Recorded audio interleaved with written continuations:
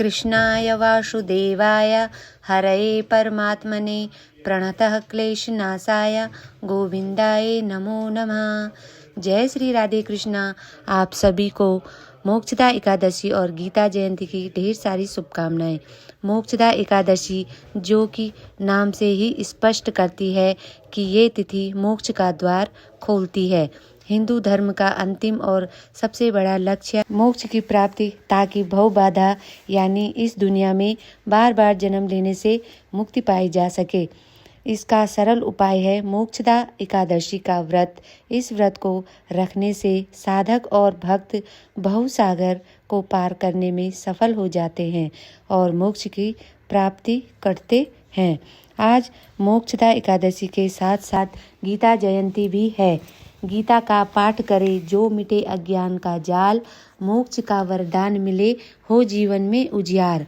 एकादशी व्रत धरे जो शुद्धो मन प्राण, पुण्य से भर दे जीवन मिले सत्य का ज्ञान। गीता जयंती एक पर्व नहीं बल्कि ये धर्म, कर्म और मोक्ष का अनुपम संदेश है। भगवान श्री कृष्ण ने अर्जुन को जो उपदेश दिया वो आज भी हर मानव को जीवन के सही पथ पर चलने की प्रेरणा देता है। तो आइए सुनते हैं मोक्षदा एकादशी की व्रत कथा। धर्मराज युधिष्ठिर ने भगवान श्री कृष्ण से पूछा, हे मधुसूदन, आप सभी के संशय को दूर करके मेरा भी मार्गदर्शन कीजिए। मोक्षदा एकादशी का क्या महत्व है और इसकी पूजा कैसे की जाती है? उस दिन किस देवता की पूजा की जाती है? हे भगवान, मेरा मार्गदर्शन कीजिए। भगवान श्री कृष्ण ने कहा, हे धर्मराज युधिष्ठिर, आपने बहुत ही अच्छा प्रश्न पूछा। इससे आपका यश संसार में फैलेगा। मार्गशीर्ष महीने की शुक्ल पक्ष की एकादशी को मोक्षदा एकादशी कहते हैं। यह एकादशी सभी पापों का नाश करती है। इस दिन दामोदर भगवान की पूजा की जाती है। धूप, दीप, नैवेद्य और भक्ति से पूजा की जाती है। और अब मैं आपको बताता हूँ कि इस व्रत को करने से नरक में गए माता पिता को स्वर्ग की प्राप्ति कैसे होती है। इस कथा को ध्यानपूर्वक सुनो।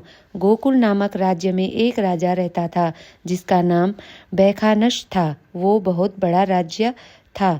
वो बहुत धर्मात्मा थे। वहाँ राज्य में बहुत विद्वान ब्राह्मण रहते थे। एक दिन राजा ने स्वप्न देखा कि उसके पिता नरक में थे। वह बहुत दुखी हो गए। शांत रहने वाले राजा बहुत अशांत हो गए। विद्वानों की सभा बुलाई गई। राजा ने विद्वान ब्राह्मणों से अपने सपने की बात बताई। फिर ब्राह्मणों ने कहा, यह ब्रह्म मुहूर्त का स्वप्न है तो सच ही होगा। इस बात पर चर्चा हुई। फिर एक ऋषि के आश्रम में गए। उन ऋषि का नाम पर्वत ऋषि था। राजा ने पर्वत ऋषि को अपना स्वप्न बताया कि मेरे पिताजी नरक में थे और पुत्र होने का दायित्व निभाना चाहता हूँ, इसलिए कृपा कीजिए मेरा मार्गदर्शन कीजिए और मुझे बताइए क्या करना होगा। पर्वत ऋषि ध्यान में चले गए और ध्यान की मुद्रा में गए और पूर्व काल का पूरा सब कुछ देख लिया।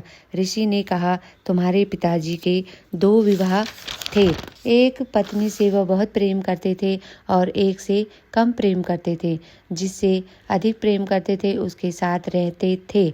जिससे वो कम प्रेम करते थे उसने एक दिन रति के इच्छा प्राप्ति की और तुम्हारे पिताजी ने वो इच्छा पूरी नहीं की, इसलिए उन्हें नर्क की प्राप्ति हुई।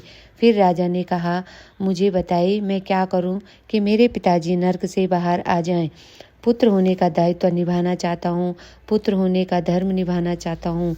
फिर ऋषि पर्वत ने राजा को कहा कि तुम्हें मार्गशीर्ष महीने की शुक्ल पक्ष की एकादशी मोक्षदा एकादशी का व्रत करना है।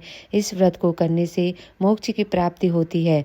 तब राजा ने मोक्षदा एकादशी का व्रत पारण किया और उनके पिताजी को स्वर्ग की प्राप्ति हो गई। इसलिए हमें मोक्षदा एकादशी का व्रत धारण करना चाहिए और अपने कल्याण के लिए और अपने पितरों के कल्याण के लिए जैसे संकल्प आप करेंगे वैसे ही आपको फल की प्राप्ति होगी। तो भगवान विष्णु आप सबकी मनोकामना पूर्ण करे। जय श्री राधे कृष्णा। राधे राधे।